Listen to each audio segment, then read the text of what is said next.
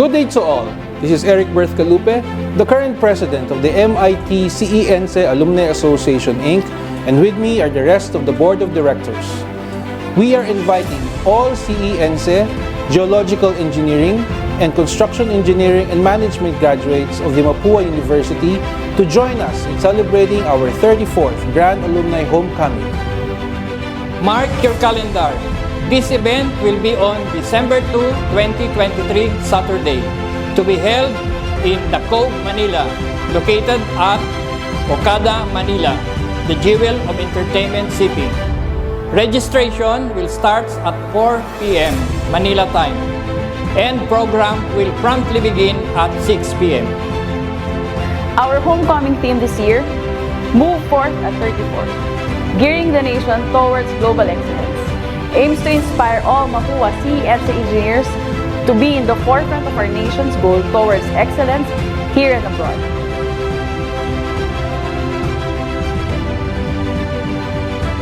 As Mapuans, we will continue to uphold the core values of discipline, excellence, commitment, integrity, and relevance wherever we are.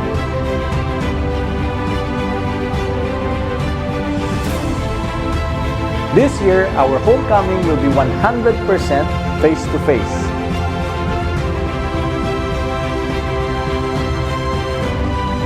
So register now by scanning the QR code that will appear at the end of this video or click the link on the description of this post. Ticket price for early registrants will be 3,500 only, while registrants from November until December will pay 4,000. We can't wait to see you all on December 2 in your great Gatsby outfits. Viva Mapúa! Viva! Viva CENSE! Viva!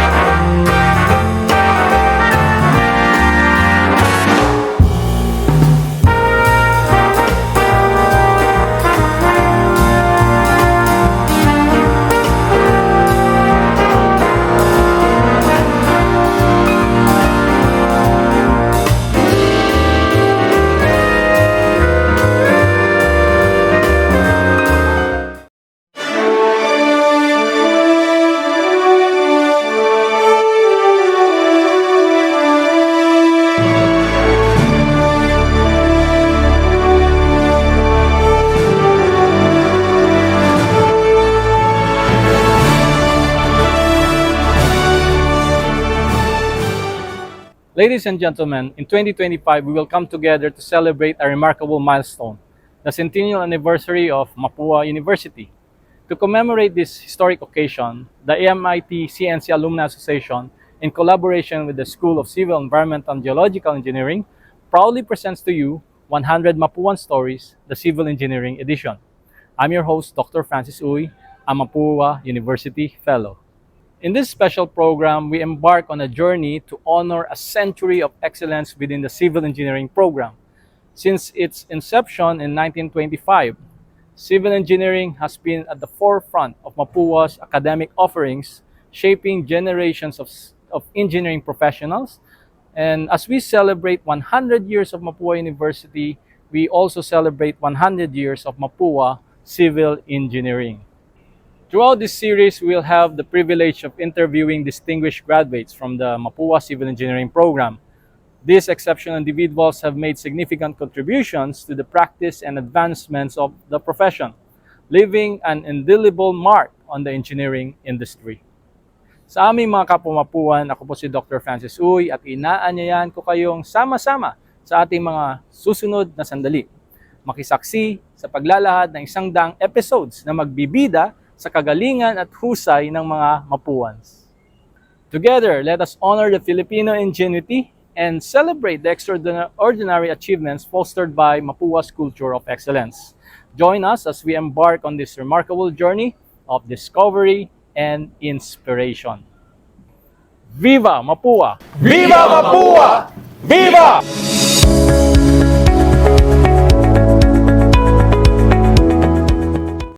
Good day to everyone. So nandito tayo ngayon sa Department of Public Works and Highways for the interview with Secretary Manny Bonoan. So samahan nyo kami for this episode, the pilot episode of this 100 Mapuan Stories Civil Engineering Edition. Tara!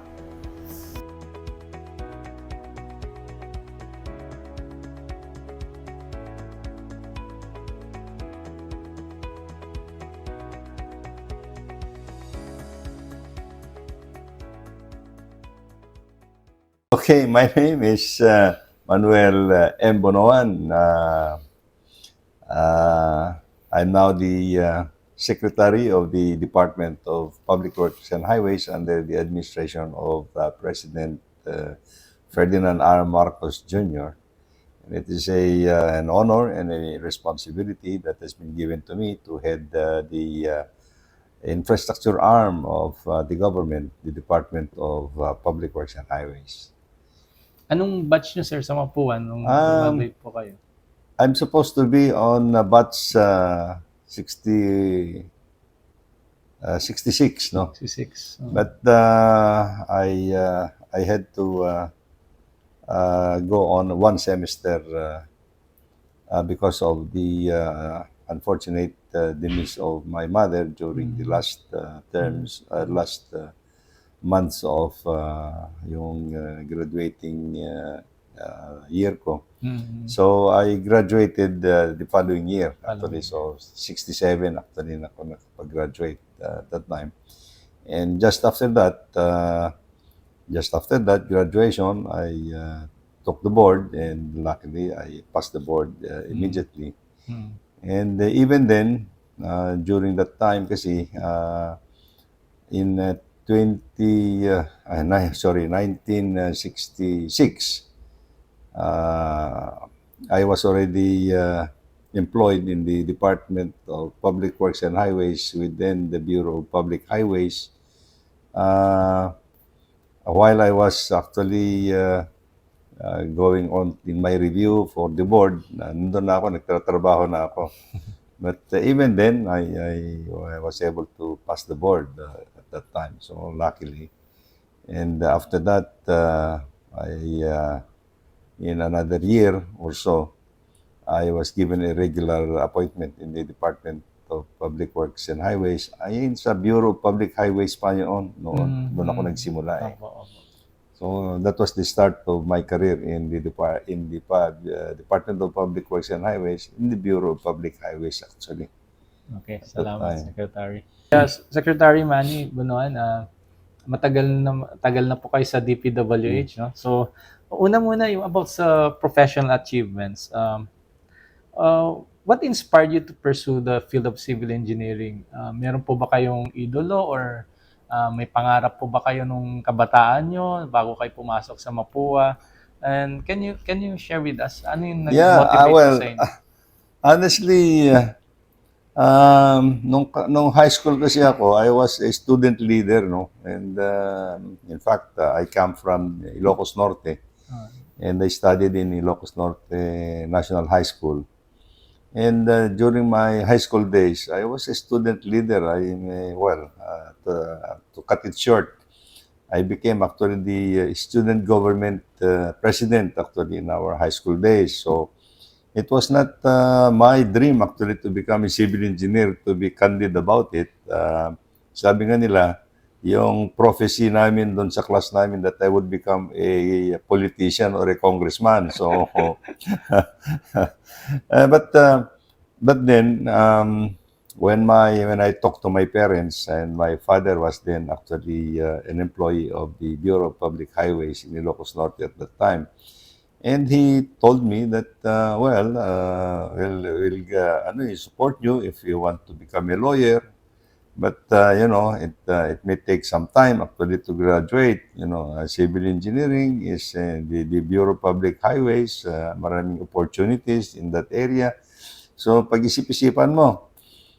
So sabi ko, before I enrolled in college, napag-isip-isipan ko, maybe I think I'll take this opportunity na mag-civil engineering na lang ako.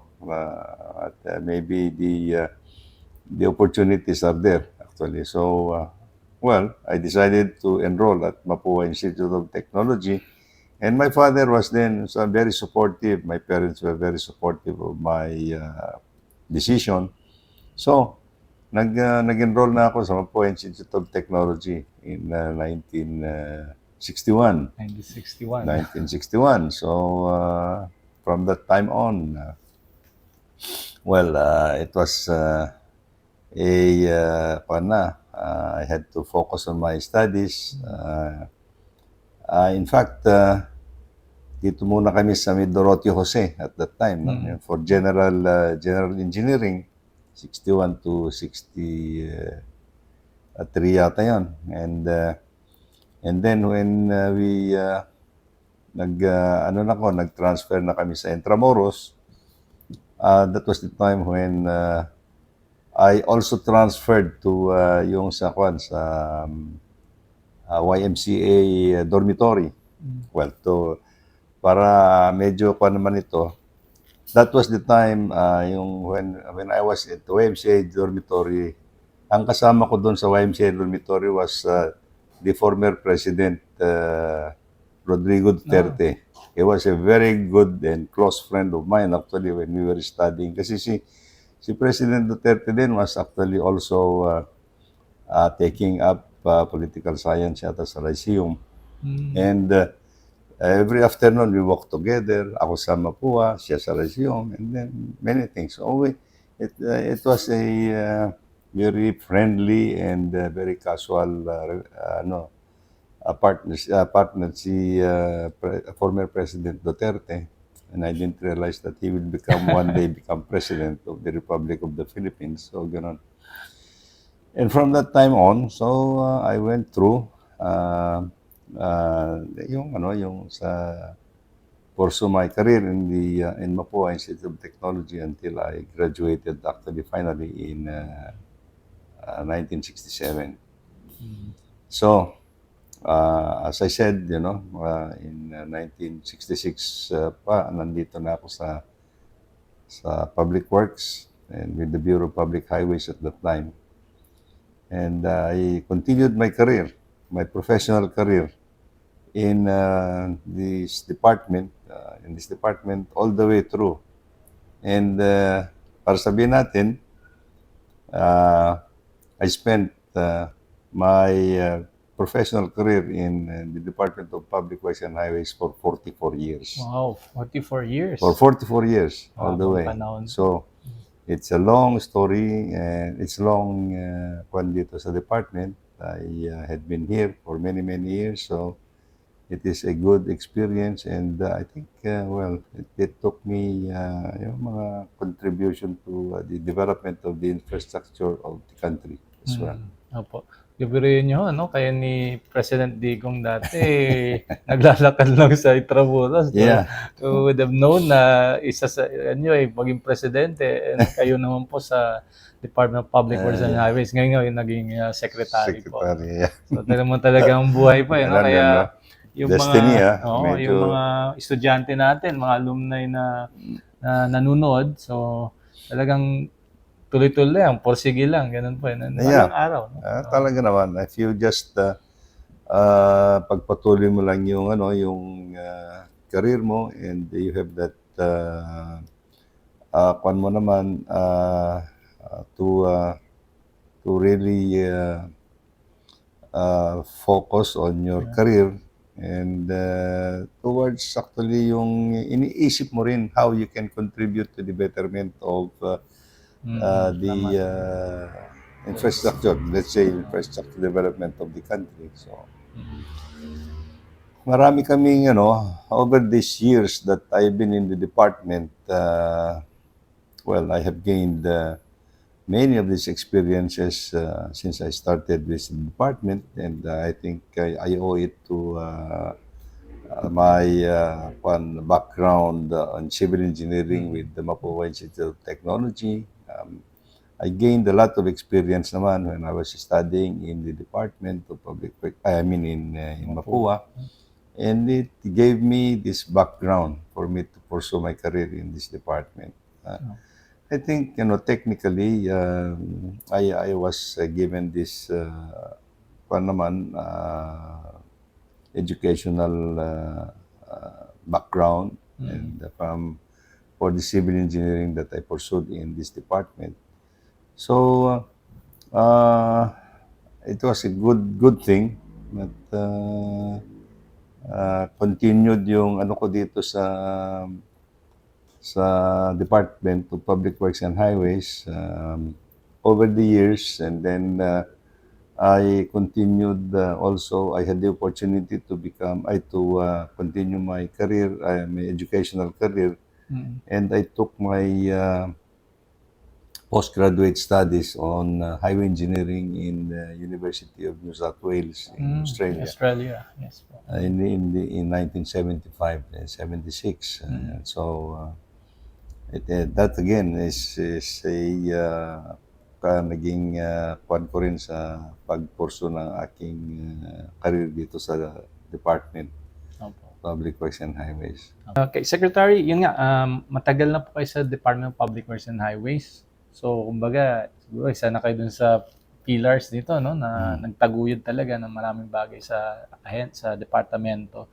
Can you share some of your most significant accomplishment in DPWH or in civil engineering po na maalala niyo po na gusto niyo i-share sa ating mga alumni? I was very fortunate actually that when I started my career in the department, that was the time when, during the time, in fact, of the time of the late President Ferdinand Marcos. That was the time when infrastructure was being pursued relentlessly. Malaki yung mga infrastructure projects. With the Bureau of Public Highways that I was with during those times, I was fortunate at that time to have been involved in many of the projects as a junior engineer. Actually, I can remember actually that during my early years in the department, I was already involved. One of the biggest projects that I remember that I was involved in, although it's not a principal participation, but I was there. That was the development and construction of the first toll road in Southeast Asia, and that is we call it the Balintawak to Tabang Expressway at the time, no? And that was the first tollway in Southeast Asia at the time. The Philippines was the first to have a toll facility at that time. It took us some time, to construct that project from Balintawak to Tabang, and the irony of it is that many of our neighboring countries in Southeast Asia at the time, I remember there were visitors from Thailand, Malaysia, Indonesia, and other countries who came to the Philippines and see how we operate a toll road in the Philippines at the time. So Sa atin nagbe-benchmark sa atin siya nag-observe. And they learned from us actually. So we were the first. So I was very lucky actually to have been involved in that project. During those years also, marami rin kaming dinevelop na mga projects. I am very fortunate also that in my personal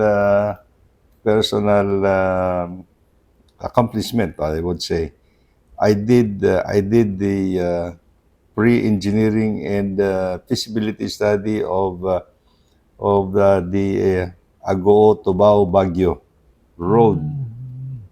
That was then called Marcos Highway, leading to Baguio. Okay. Uh, I worked with a American consultant at that time, so I was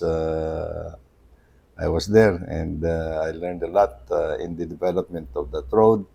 At those yung mga pandin, yung Carmona Tagaytay, papunta ng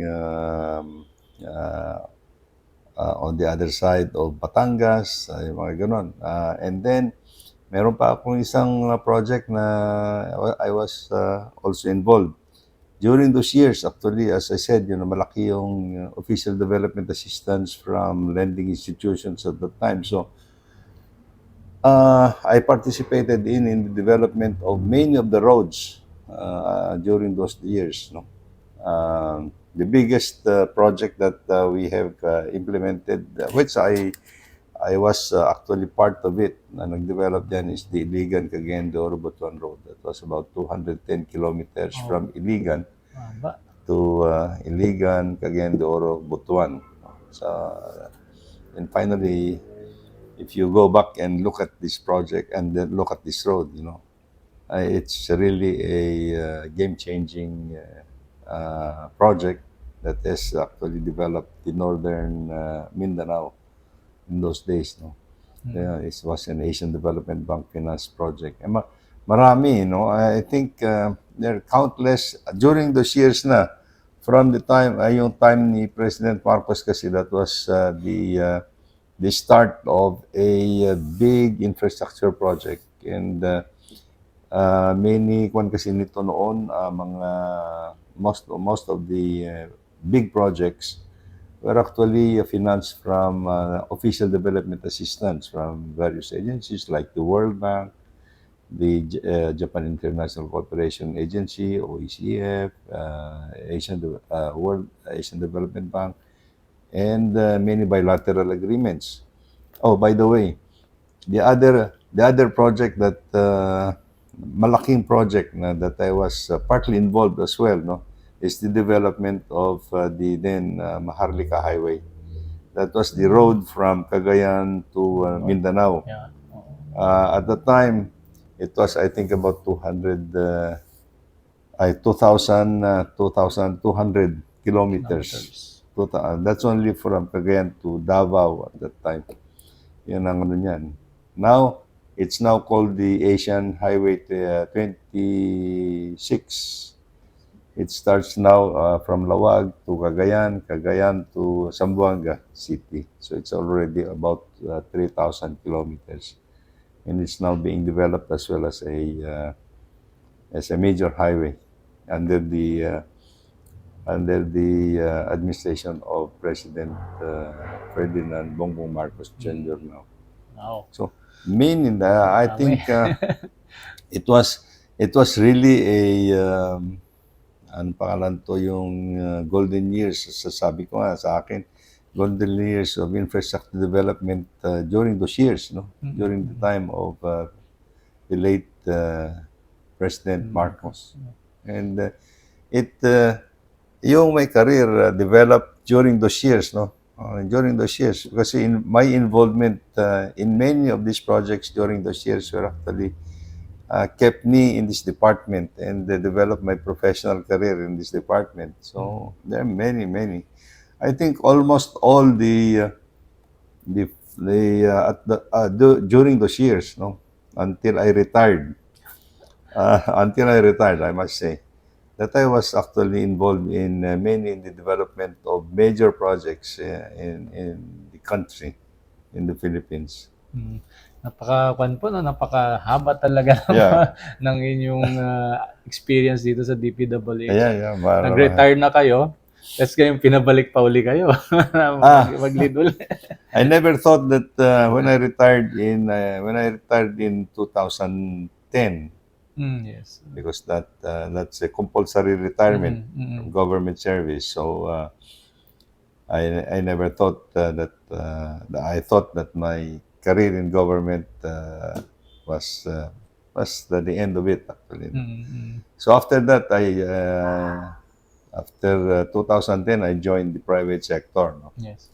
So the private sector, well, to the one about with the San Miguel Corporation, that was the time when they have opened up their infrastructure sector and the further development of the expressways dito sa San Miguel Corporation.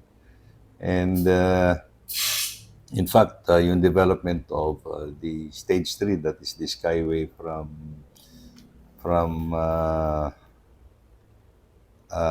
Magallanes all the way to Malintawak. It's about 18 kilometers. Was a major infrastructure that I was also involved in this development of this project, and then yung mga other developments, including those going to the south, yung pupunta sa Batangas and many things. So, and then the other development of other ongoing projects now in San Miguel for the Expressway program.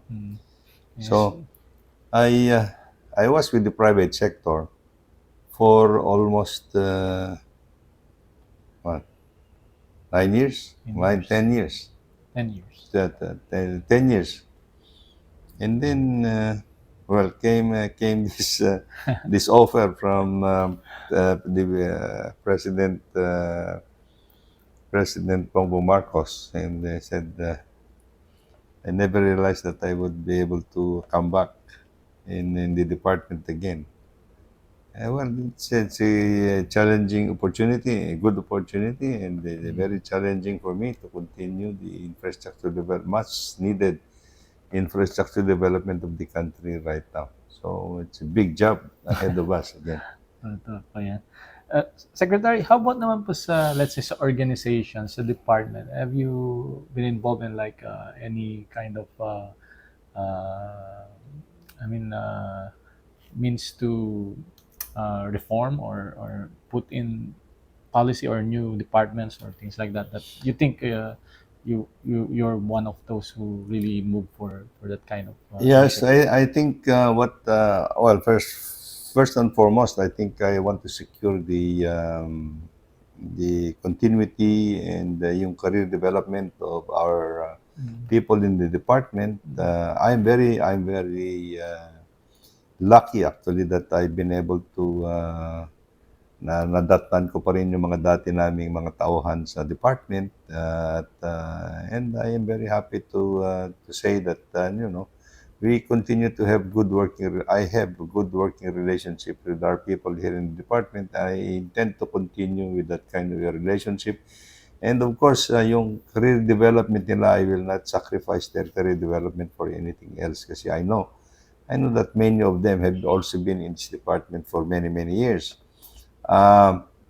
Marami kaming mga tiga Mapua dito sa Department of Public Works and Highways. Wag mong babaliwalain yan. I think during those years when I was in Mapua, actually, by the way, that's where the many of these mga contemporaries ko noon, maraming nagtatap sa board, at saka marami sila and they're now in the private sector. We had the opportunity to work with them in the private sector, as well as many of them also came to the Department of Public Works and Highways. So it's a good working relationship.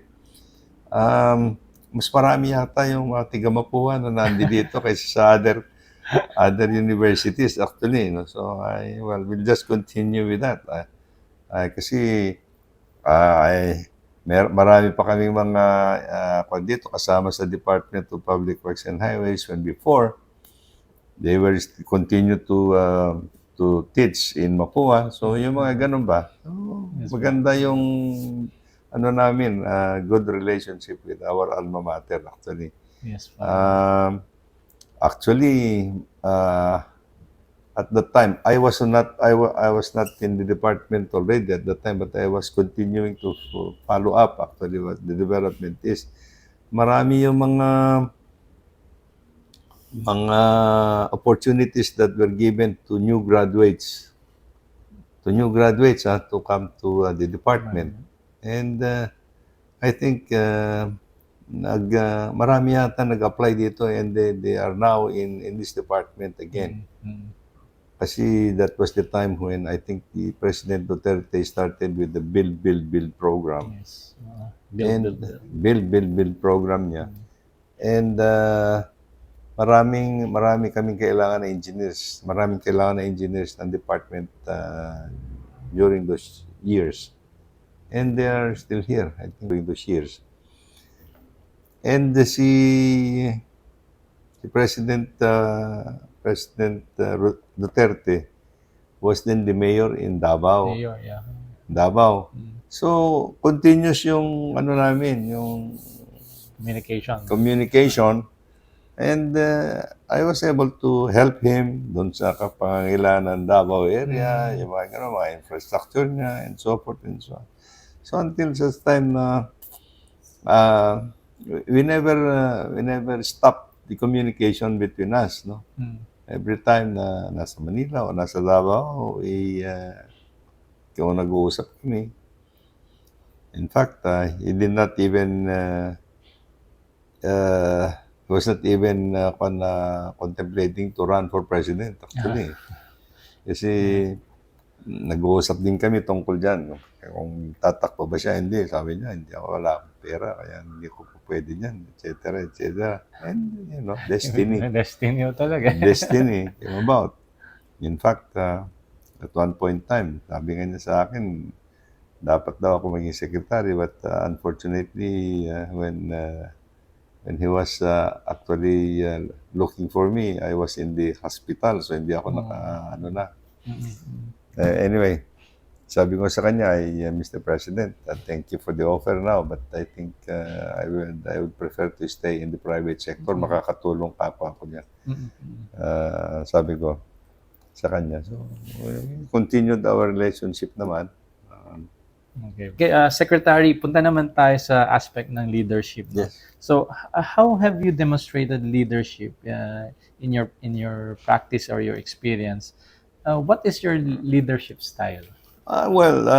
My leadership style is just to work with people. You know, I continue to work with them. You know, it's respecting also their opinions and suggestions. I listen very well to all my officials and my employees in this department. Yun ang kwan ko. I had ang ano ko is a personal relationship amongst everybody in this department. No, I never antagonize anybody. Whether even if I don't agree with anybody, I don't antagonize.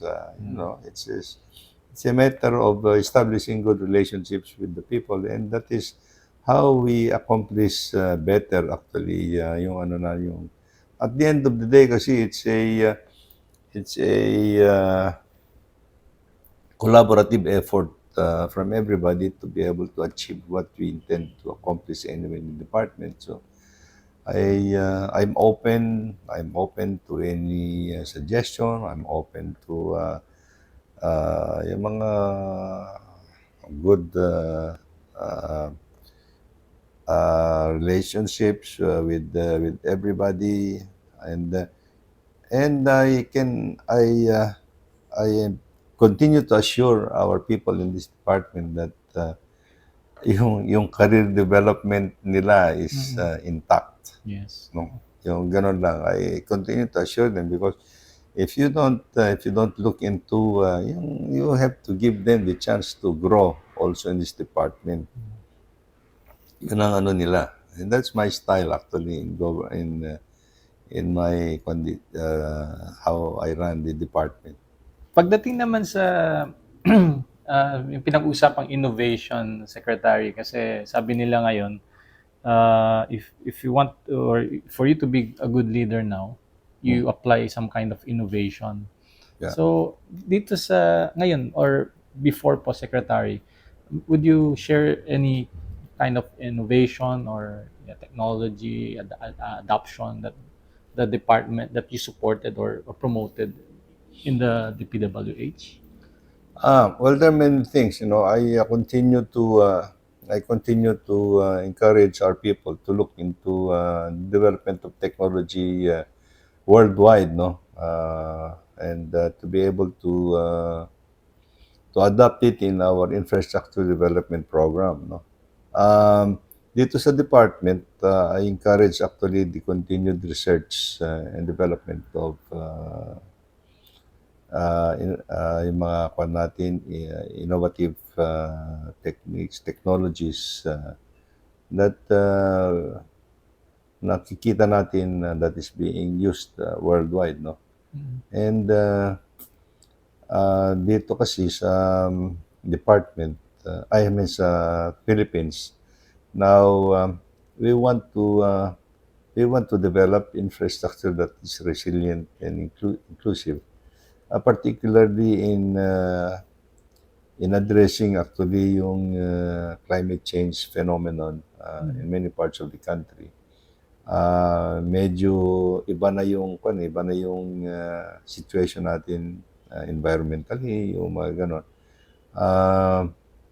When before, sabi ko nga sa mga tauhan namin na kung if we have been designing our infrastructure, yung mga kagaya ng mga flooding problems that we have been designing on a 20-year return period, yung mga ganon, I think we have to look into how we can address. Halimbawa, mga 50-year return period na dapat ang ginagawa natin. At saka yung mga addressing also yung mga kanang earthquake resiliency and development. So, we continue to adapt actually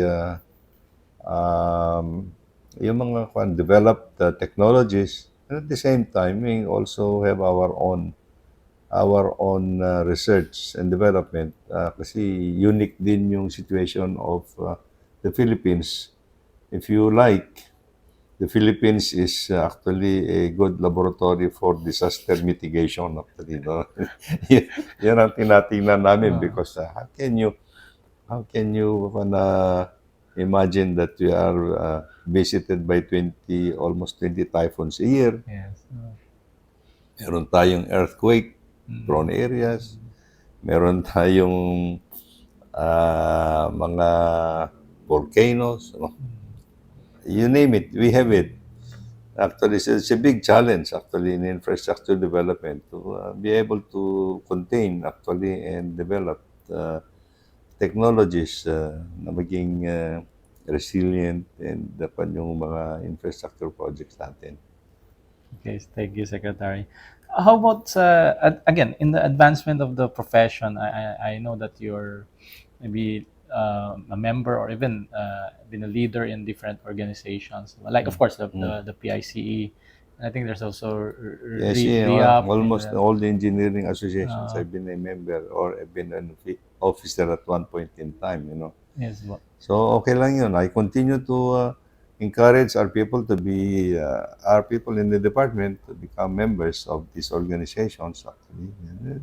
Fair exchange between ideas and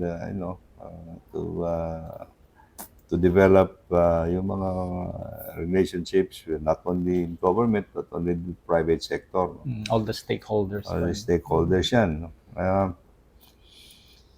And furthermore, I continue to yung career development of our people in the department through further trainings or formal schooling and yung mga high level educational training and career development. Tama po, importante yung Secretary kasi sabi nga lifelong learning, continuing learning. Continuous yan. So marami kaming, we are sending many of our people abroad actually to under bilateral agreements.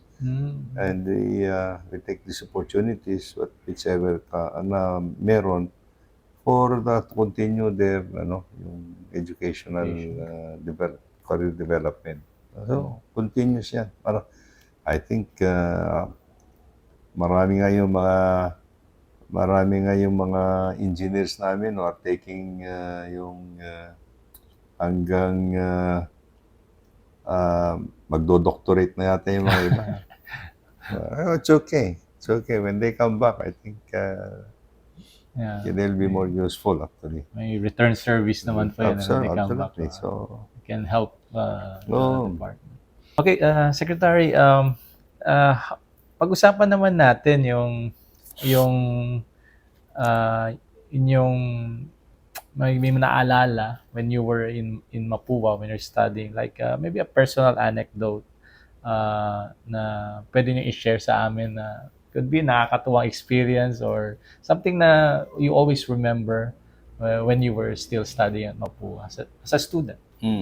Well, marami kaming experiences during those years. Alam mo ba, when we were in Mapúa, I think those were the days na yung mga student activism was also at that time. So, Mapúa was also, may mga organizations din who were actively involved in yung mga sort of student activism din. And we were somehow part of it actually. But alam mo na, marami naman kaming ginagawa. Paminsan na nasa surveying kami kung saan kami napupunta, yung bang gagamitin mo lang yung transit mo kung sino sinisilip mo, yung mga ganun ba. Marami nakaka-relate yan. Siguro marami gumawa dyan. Di ba? So, kaya sa letran, gano'n. Letran. Kung gagamitin mo lang yung transit mo, sisilip ka rin lang pala sa mga chicks na dumadaan gano'n. Yung gano'n. Marami kami activities naman. And it was fun actually. And continued actually mga I didn't even realize that some of during those years in Mapúa, yung pala yung mga professors ko noon actually were actually already in Department of Public Works and Highways noon. And come to think of it, nasabi ko nga nung nag-graduate ako at pumunta ako sa DPWH, then kikita ko pala sila pala, professor ko noon sa Mapúa. And it was fun actually. Nagkaabot-abot din pala kami dito sa department. Marami kami experiences niya noong How about noong kwan kasi namin nung panahon namin sa Mapúa, there were just a few female classmates actually. doon sa tatanungin ko, Secretary, about love life? Wala kaming there were just a few of them actually na kasama namin. Sa amin sa klase yata namin doon, wala pang 5 na mga kumukuha ng civil engineering. At that time, puro mga lalaki, mga dyan. Pero ngayon, Secretary, magulat kayo. I think about 40% of engineering students are female. And there are many civil engineers now are actually female in this department. Yes, so Kaya kita nyo rin dito. Ganun na po yung trend. Marami sila. And I'm very happy that many female are taking up the course. So, okay. Okay, last na sa part na yan, Secretary. Do you have anything, kasi history is very important, no?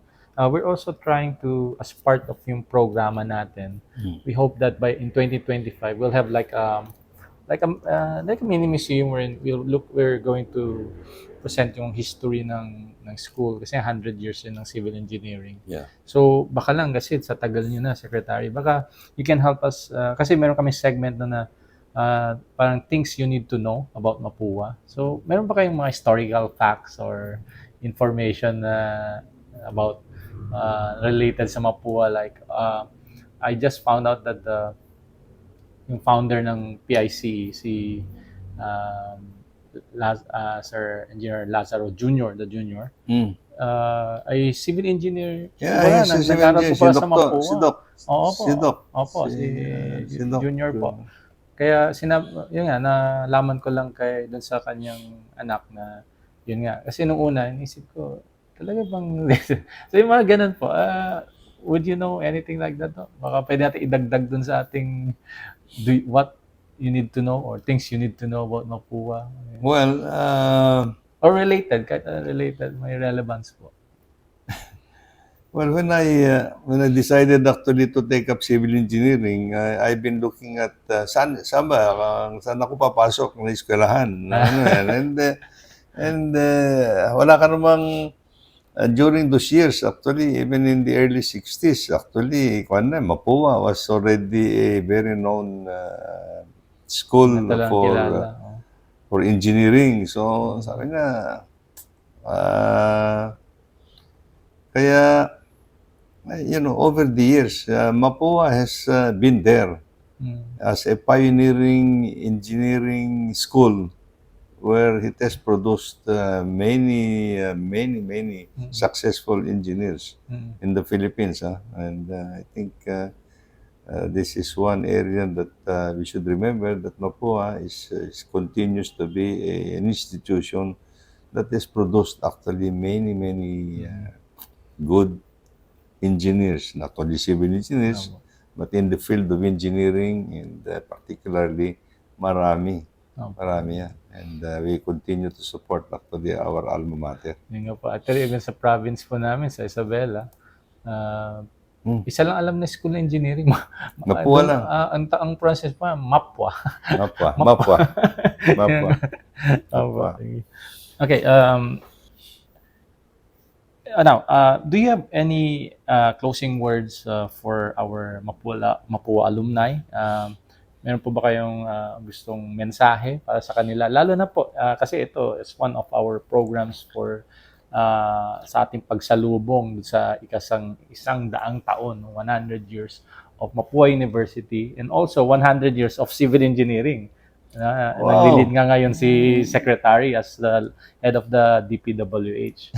So double celebration po tayo, Secretary, sa 2025. Well, it's an honor and opportunity. It's an honor for me to be given this opportunity actually to greet everybody, my alumni in Mapúa, particularly in the School of Civil Engineering. You know, I've been fortunate to been able to be able to get my civil engineering profession in this school, and give me this opportunity to reach this career, my professional career as Secretary of the Department of Public Works and Highways. I think, you know, over the years, as I said before, Mapúa Institute of Technology has been a pioneering institution that has actually produced many luminaries in the field of engineering. And I'm sure that Mapúa Institute of Technology will continue on with this career development, particularly in the engineering field. Our country needs more engineers at this point in time. So I'm very confident that Mapúa will be there to continue on this very noble contribution to the development of the engineering profession, and that will renown to the infrastructure development of our country, much needed infrastructure development of our country. Okay, so that concludes our pilot episode. So this is our first episode of the 100 Mapuan Stories, the Civil Engineering Edition, featuring none other than Secretary Manny Bonoan, who plays a very crucial role in nation building in our country, and with him leading, of course, the Department of Public Works and Highways. So stay tuned for our upcoming episodes, and please show your support, mga aming kapwa alumni.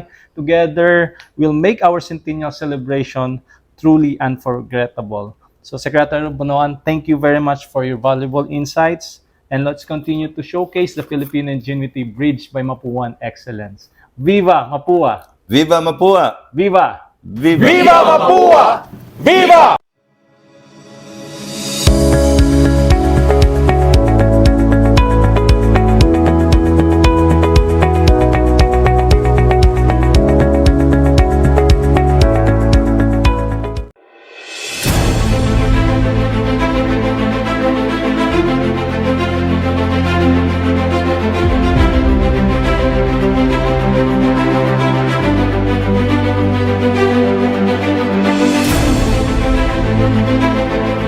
Good day to all. This is Eric Berthcalupe, the current president of the MIT CENSE Alumni Association Inc., and with me are the rest of the board of directors. We are inviting all CENSE, Geological Engineering, and Construction Engineering and Management graduates of the Mapúa University to join us in celebrating our 34th Grand Alumni Homecoming. Mark your calendar. This event will be on December 2, 2023, Saturday, to be held in the Cove, Manila, located at Okada, Manila, the jewel of Entertainment City. Registration will start at 4 p.m. Manila time, and program will promptly begin at 6 p.m.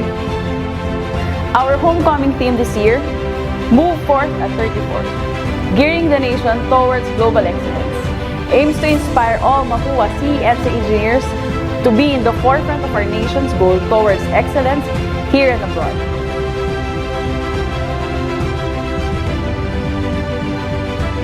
As Mapuans, we will continue to uphold the core values of discipline, excellence, commitment, integrity, and relevance wherever we are.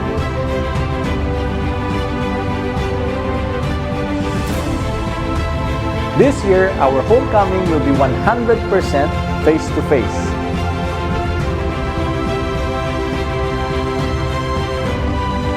So register now by scanning the QR code that will appear at the end of this video or click the link on the description of this post. Ticket price for early registrants will be 3,500 only, while registrants from November until December will pay 4,000. We can't wait to see you all on December 2 in your great Gatsby outfits. Viva Mapúa! Viva! Viva CENSE! Viva!